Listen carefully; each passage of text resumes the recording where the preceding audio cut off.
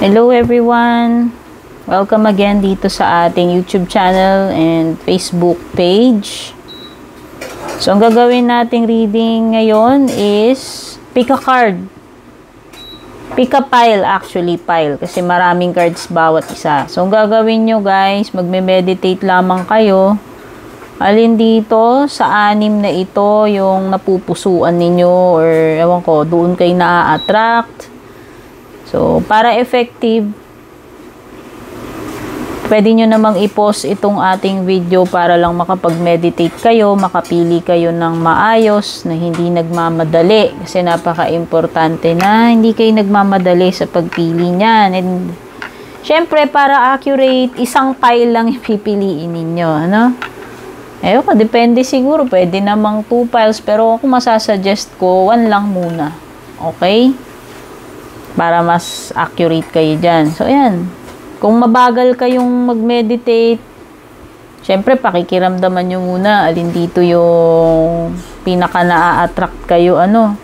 6 yan eh. 1, 2, 3, 4, 5, 6. So, on top of these piles, meron kayong astral houses dito, which is kung ano yung bibigyan yung focus or priority.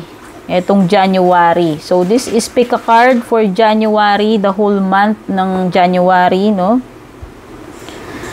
January 1 to, hanggang ilan ba? 31? Ang January. Nawala na ako sa calendar, guys. Tama. Oh, January 1 to 31 ang coverage nito. Yan. So,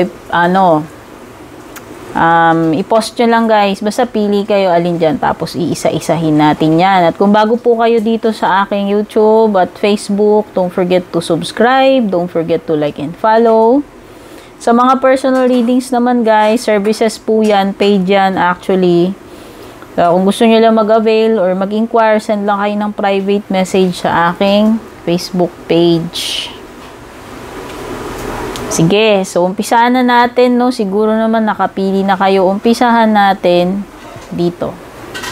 Pile number 1. Ito, pag ganito tayo. 1, 2, 3, 4, 5, 6. Pile number 1.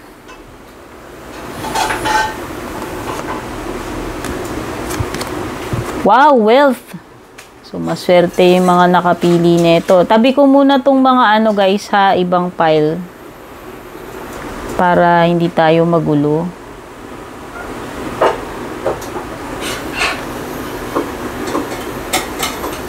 Ayan. Pang nakapili nung pile number 1. Meron kang wealth para sa iyong astral house. So, ilagay natin yan dito sa pinaka-center.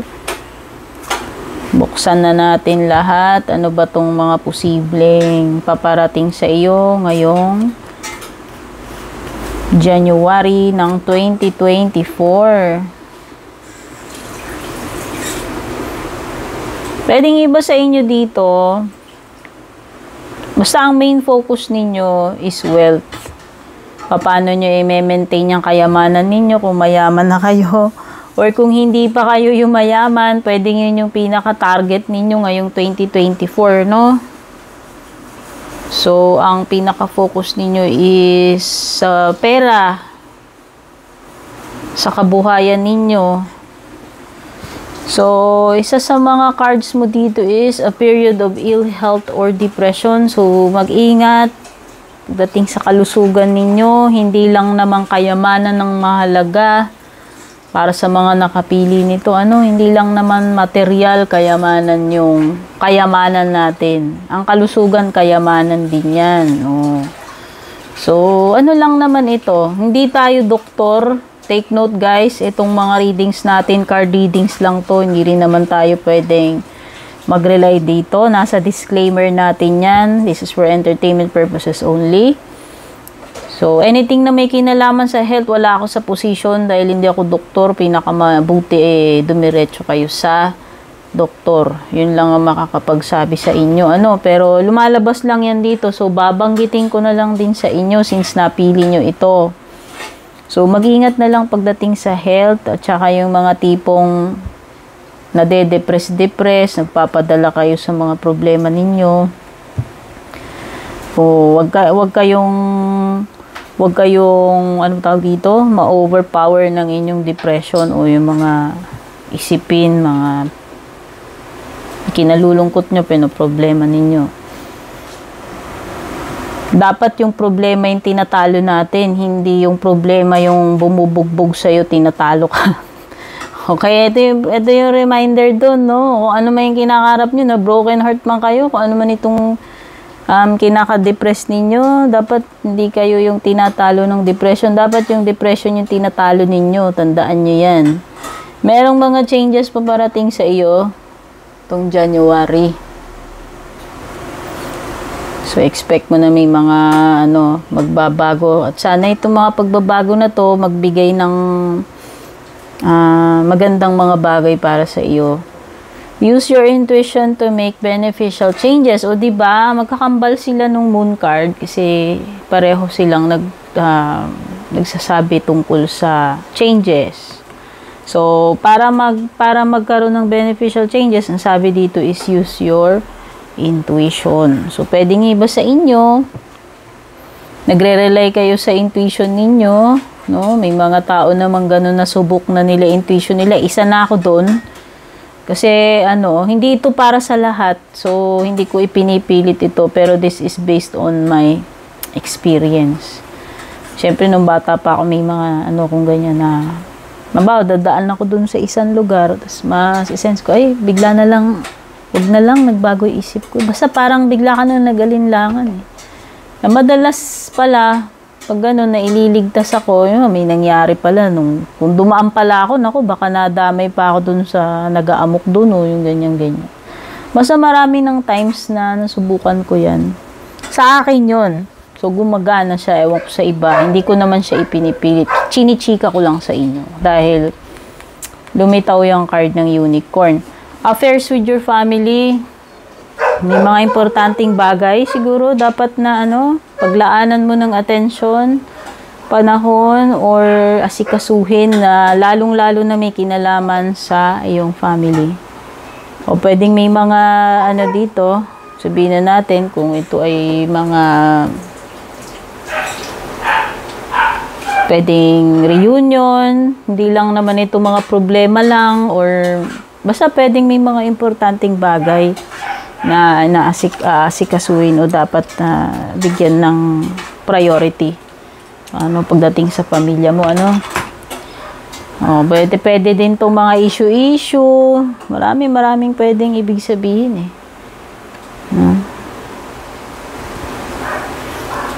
O kaya, yung iba, baka nagbukod sa kabuhayan, sa pagpapayaman. Siyempre, focus mo rin paano mo bibigyan ng time yung pamilya mo. Ba naman kasi puro trabaho na lang di inaatupag mo, puro pagpapayaman. So, yan. Pwedeng anything na related sa pamilya. May mare-receive ka rin itong January. Sana maganda itong matanggap mo. Bukod dito sa mga changes, may mare-receive ka pa. O baka may magre-regalo sa iyo. Baka naman birthday mo ngayong January. Or kahit hindi, kung meron magbibigay sa iyo, kung ano man yan. Gift daw eh. And yung last card mo, fear, worries, tense situations. So, hindi lang naman regalo yung matatanggap mo dito. So, dalawang challenging cards yung meron ka. Yan yung may kinalaman sa health, sa depression, and etong mga kung ano man ito, mga pinag-aalala mo, fears, tsaka mga nakaka-stress, tensionadong sitwasyon. Baka may mga problems kang kakaharapin.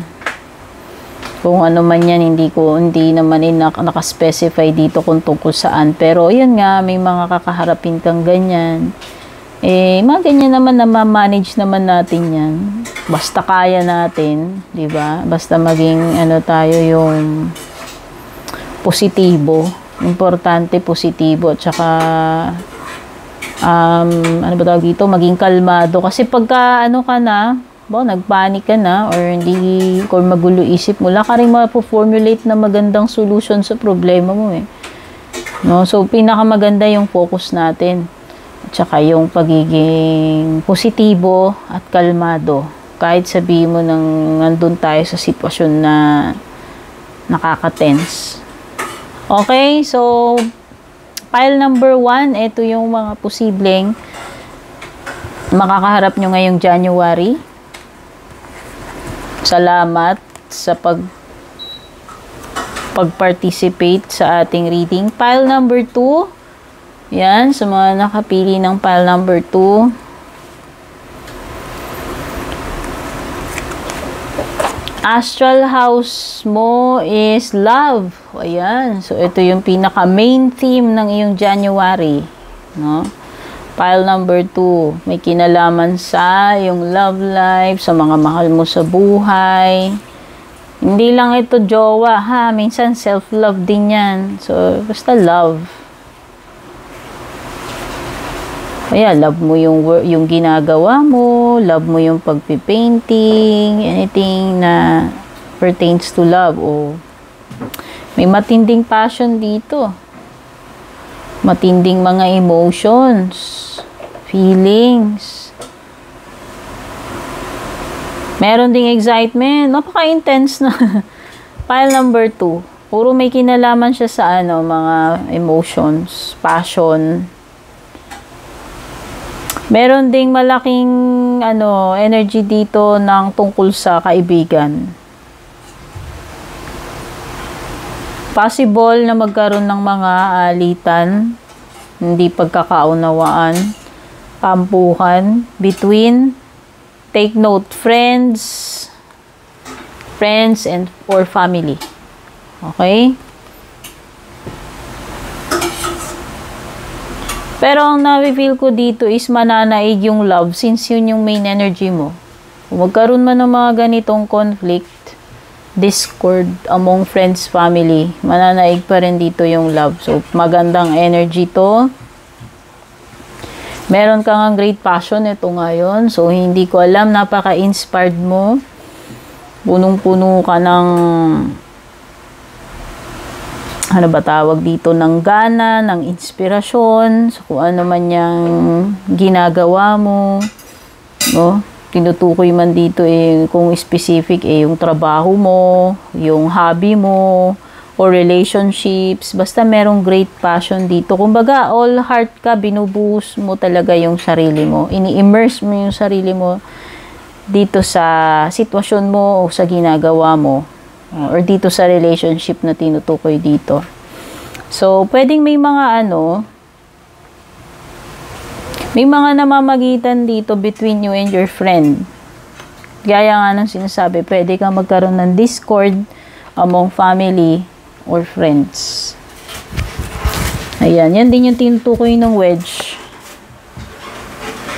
Okay, kung ano man ito, yan yung naging nagsilbing fuel or gatong dito sa magiging conflict ninyo or hindi pagkakaunawaan mo between you and your friend or you and your family.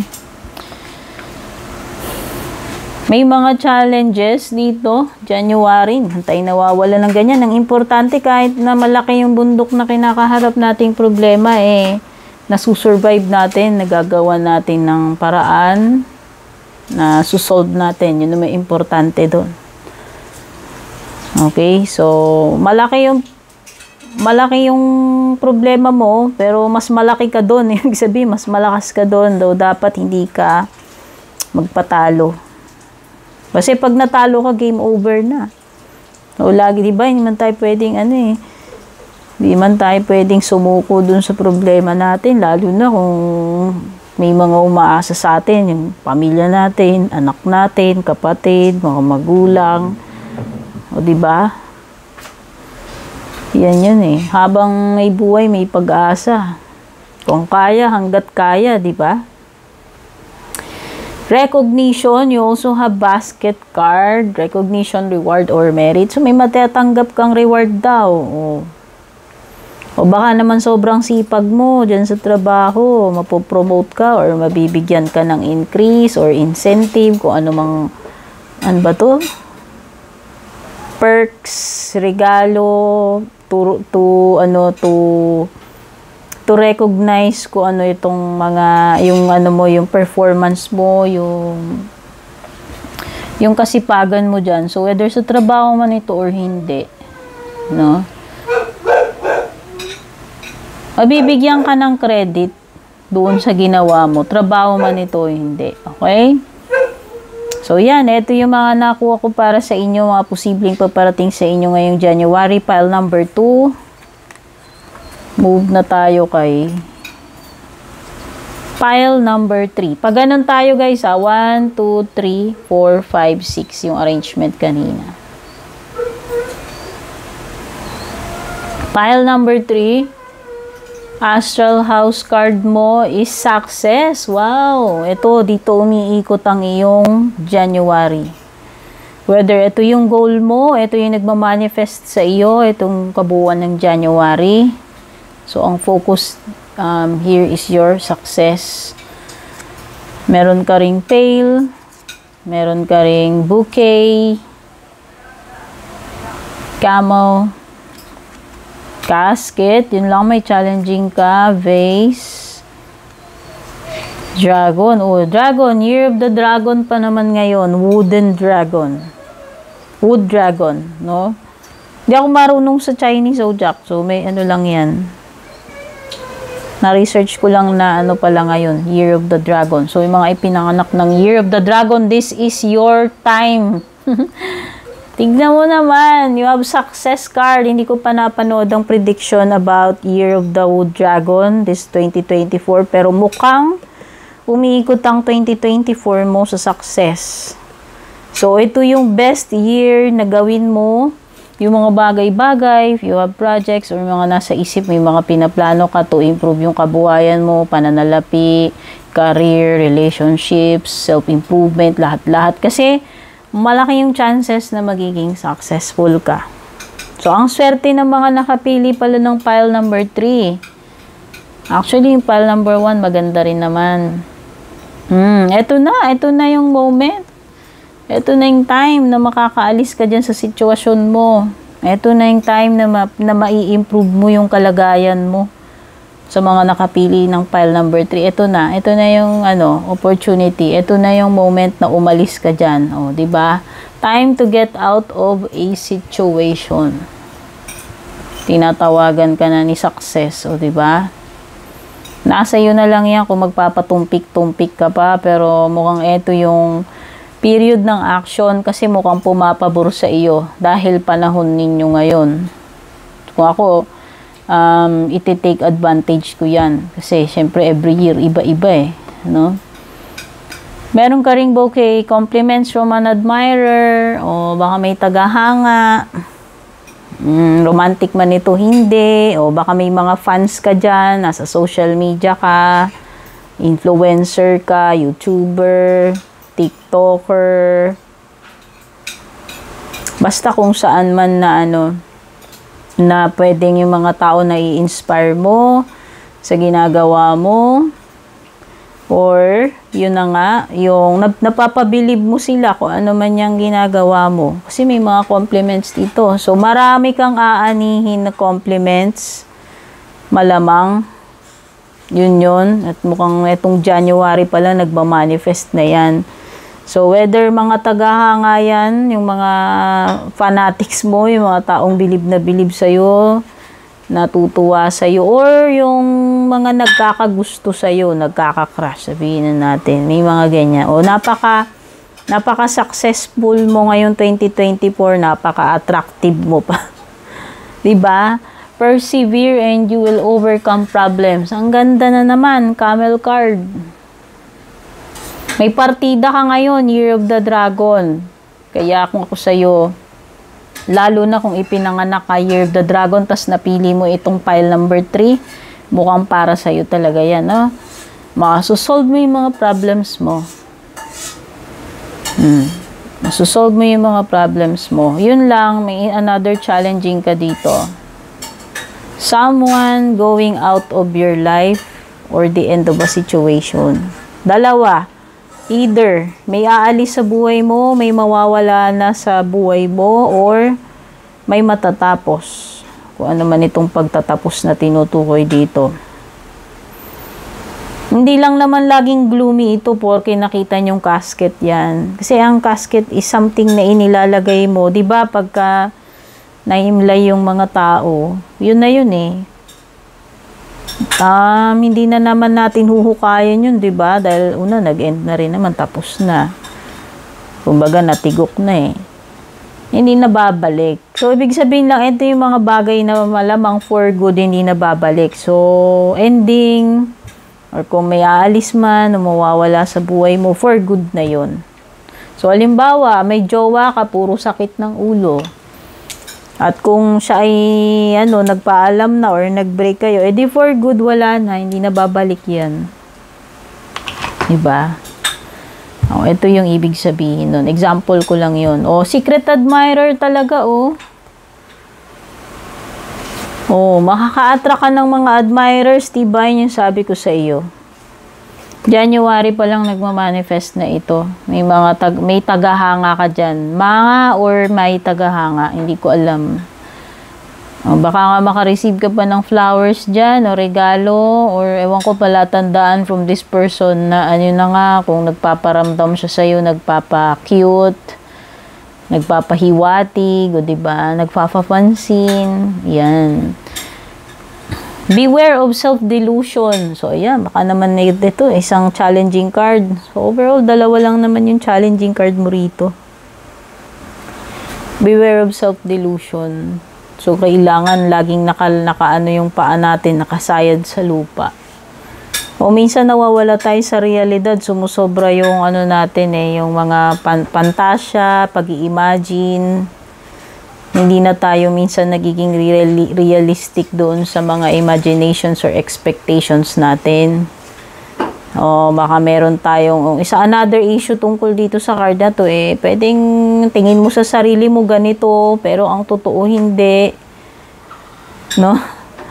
Yun yung mga false na mga iniisip natin tungkol sa sarili natin. Okay? So pile number 3, ito yung mga nakuha kong mga posibleng paparating sa iyo ngayong January 2024. Move na tayo kay pile number 4. Ang astral house na meron sa iyo sa mga nakapili ng pile number 4 is career. January 2024 will be focused on your career. Whether improvement man ito o mga importanteng major na mga events, major changes pagdating sa career mo. Basta ang overall focus energy is umiikot pagdating sa iyong career. Meron kang lobster, meron kang dog barking, meron kang broken wishbone, meron kang cane, goldfish, and rainbow. Ang ganda naman. Except for ito, cane. Wish will not be granted. Hindi naman laging natutupad yung wish natin. Napakaiyakin naman natin kung para man tayong batang nagmamaktol. Kung gusto naman natin lahat ng bagay nakukuha natin agad-agad. No? Meron talaga mga bagay na kahit hilingin mo, kahit na pagtrabahuan mo, kung talagang hindi para sa'yo, hindi ibibigay. At feeling ko lang, ito yung broken wishbone para sa'yo. Ano? So, yung mga ganyan, hindi naman dapat natin imukmok yan. Kasi baka talagang hindi yan para sa'yo. Baka may ibang nakalaan para sa'yo. Diba? So, kung hindi man yan ipagkaloob sa'yo, kung ano man itong wini-wish mo rito, no, pwedeng ibang bagay. Or sa ibang panahon, no, may nakalaan para sa'yo at yun ang matutupad para sa'yo. Hindi siguro ito. Okay? Baka talagang hindi para sa'yo yan. Merong financial pinch dito. So, pagdating sa kalagayang pinansyal, so yan, dahil meron kang ganito, and since January 2024 yung pinag-uusapan natin dito, ang ina-advise sa'yo ng lobster is maging maingat ka sa pag-handle ng pera kabuhayan mo. No? Maging responsable pagdating sa finances. during this period. January naman kasi ito pinag-uusapan natin. So, pwedeng yung iba magkaroon kayo ng challenges pagdating sa financial problema. Kung hindi kayo magiging wise or responsible sa pag-handle ninyo ng pera. Yun naman yung ibig sabihin. Meron ka ring dog barking advice from a friend. Ayan. So, andyan yung kaibigan mo para umalalay sa iyo. Pwedeng nagmamalasakit siya.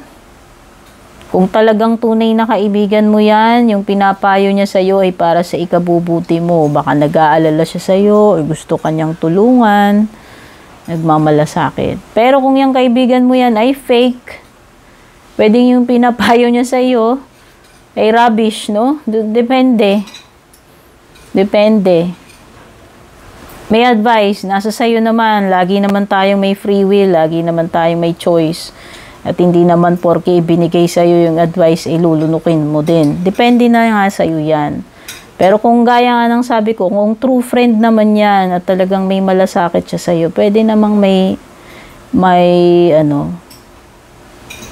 pwede namang makakatulong sa iyo yung advice niya or baka dapat i-consider mo. Pagdating dito sa cane, pay attention to your health. Again, hindi ako doktor. Pero dahil lumabas ito, warning ito. No, wala naman tayong guarantee kung totoo to or magkakatotoo. Disclaimer, card reading only. Hindi tayo pwede mag-rely. Pero dahil lumalabas yan, syempre, mabuti na rin yung may, prepared, may warning.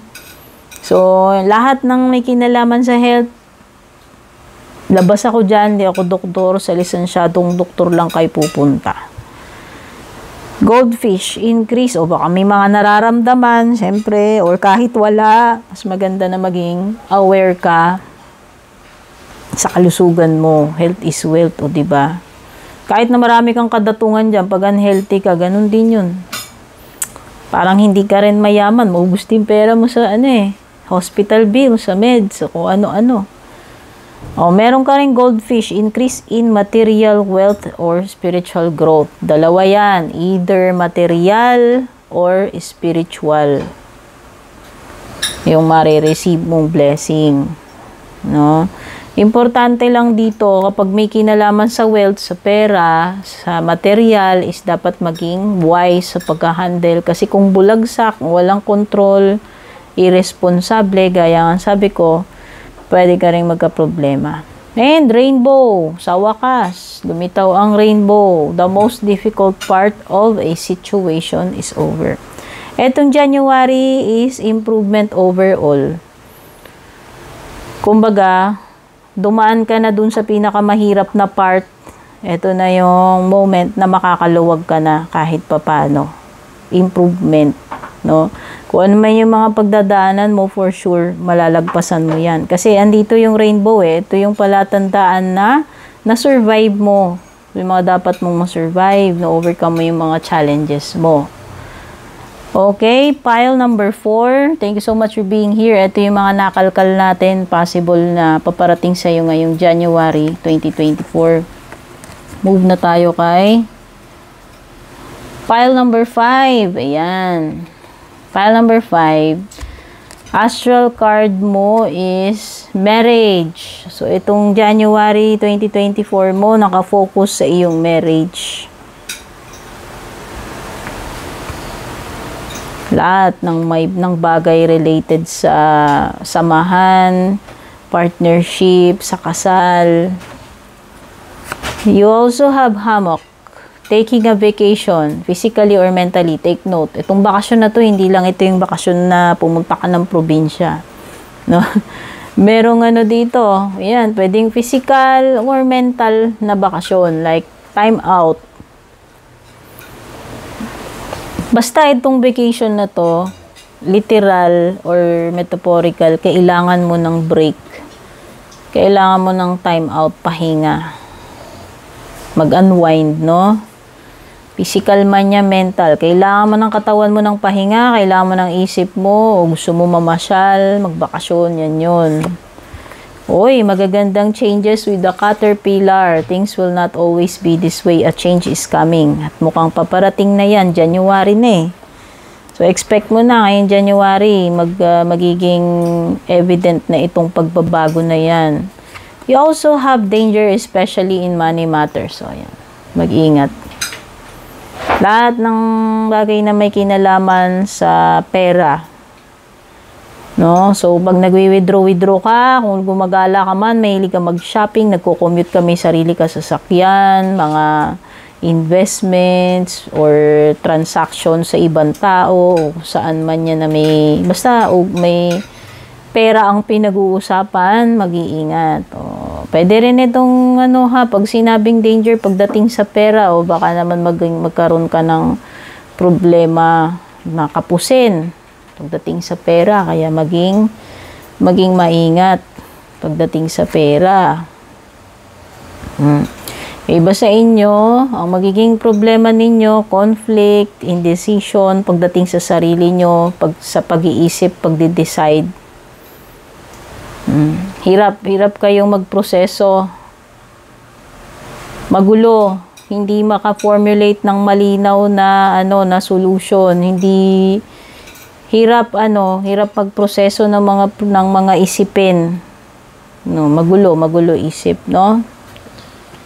So, hindi ito yung time para gumawa ka ng mga major decisions. Kasi yan na nga, lalo na kung ganyan ka na undecided ka o pabago-bago isip mo. Hindi ito yung moment, no? Na maggagawa ka ng mga major changes o decisions sa buhay mo. Kaya papalipasin mo yan. Kung magulo isip, kung kailangan ng break, kaya nga siguro may mental break dito, mentally, ayan, vacation, physically or mentally, is because kailangan mo, lumalabas dyan sa forest card, na kailangan mo ng break, baka nag-overload na sa dami ng isipin, trabaho, stress, no? Kailangan lang mag-vent out ng mga stress para maging okay uli, para hindi bibigay, di ba? Lahat ng bagay kailangan ng pahinga eh. Chain of events that will affect your life.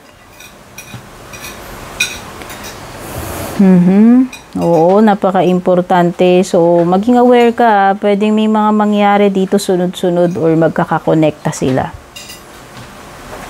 Magkaka-relate yung mga bagay na yun. Bakit siya nangyari is because konektado siya dito sa isa pang nangyari. So, sabi kasi dito, kung ano man itong chain of events na ito, mukhang malaki yung magiging impact nito sa buhay mo. No? Malaking impact. Kasi nga may nakikita rin ako may major change dito with the caterpillar. So, sana positibo to mga to. Wala naman indication dyan kung positive or negative. Pero dapat maging prepared. Pineapple, reconciliation. Yan. So, kung may mga nakaalitan ka, nakasamaan ng loob, eto na yon. Magkakaroon ng healing, magkakaroon ng pagkakaayos-ayos. May mga manunumbalik na samahan dito. Romantic man ito, hindi. Friendship, o kung may kinalaman sa pamilya. Okay? 1, 2, 3. Pile number 5. Ito yung mga nakuha ko. Maaaring paparating sa iyo January 2024. And last pile, mga nakapili ng pile number 6. Ang astral card mo, astral house card is happiness. Wow, umiikot ang iyong January sa happiness. Whether ito yung goal mo or ito talaga yung magmamanifest sa iyo itong kabuuan ng January. Ano pa? Meron kang cobweb, protected from negative forces beyond your control. Ayan naman pala, protektado ka ng iyong angels. May mga kampo ng diliman dyan, o mga negative na forces na pumapalibot sa iyo, walang magagawa yan kasi protektado ka, Someone is entering your life. Wow, may bagong person. Romantic man ito o hindi, may bago kang mamimit. Ano man ang magiging role nitong person na ito dito sa buhay mo, mukhang January, makikilala mo yan, papasok sa buhay mo yan. Someone you know is undependable and insincere. May cambio dito, bawi, no? Hindi ko alam kung may kinalaman tong bagong person na papasok sa buhay mo. Kasi wala naman sinabi dito kung romantic or hindi. Pero merong disappointment. Pagdating dito sa person na sinasabi sa feather. Kasi sabi dito, hindi daw siya sincere. So mag-ingat. Baka mamaya yung tao na yan na papasok sa'yo, siya pala yung tinutukoy dito. Ibig sabihin, papasok sa buhay mo ngayon January, ano? Hindi natin alam. In-associate ko siya doon kasi katabi niya, magkasunod sila. Pero pwede rin namang hindi. Pwedeng ibang tao din itong tinutukoy dito. Na kung sino man daw ito, no, hindi mo yan pwedeng asahan. Kasi nga, malamang hindi yan sincere. Meron ka ring sun, happiness and well-being. O diba, double happiness card. Sa tingin ko, magiging masaya ka overall. Kasi Hoda, may mga tao ditong undependable and insincere, no? Kasi Hoda. Kasi ang lakas ng powers ng happiness sa iyo, eh. Sun card, itong happiness card. Kung ano man yung mga gagawin mo siguro, kung ano man yung mga gagawin mo, magiging masaya ka about the results. So, halimbawa, may kinalaman sa personal, na na gusto mong gawin or may kinalaman sa trabaho mo, baka overall yung mga magiging outcome is magiging masaya ka naman dun sa mga resulta. Happiness and well-being, at least pagiging okay. Gaya nga sabi ko, mapoprotektahan ka ng cobweb kung may mga pumapalibot man sa yung negative o masama. Hindi yan. Hindi ka pababayaan, protektado ka. Ayan, may happiness ka, eh. Well-being, so pagiging okay. So pagdating sa health, sa tingin ko mukhang okay. Pagdating sa ibang bagay, mukhang happy naman. Kompleto. Honor and respect will come to you. So hindi lang happiness. Kung ito, deserve mo to, honor and respect, isa to sa mga marireceive mo paparating sa iyo ngayong January. At news. Nafe-feel ko dito is more on positive news kasi puro happiness, sun card, well-being. Tingin ko, kung man itong paparating na balita sa'yo is something na ikakasaya mo talaga o magbibigay ng happiness and joy sa iyo. Basta nakakatuwa yung marireceive mo dyan kung anumang mga balita yan or mensahe. Okay, thank you so much sa lahat ng nag-participate dito sa ating pick a card. So, ito yung arrangement. Ayan. Don't forget to subscribe. Kung hindi pa po kayo nakaka-subscribe, palike and follow na rin po yung aking FB. Palike and share tong ating reading kung nagustuhan ninyo. Take care. God bless.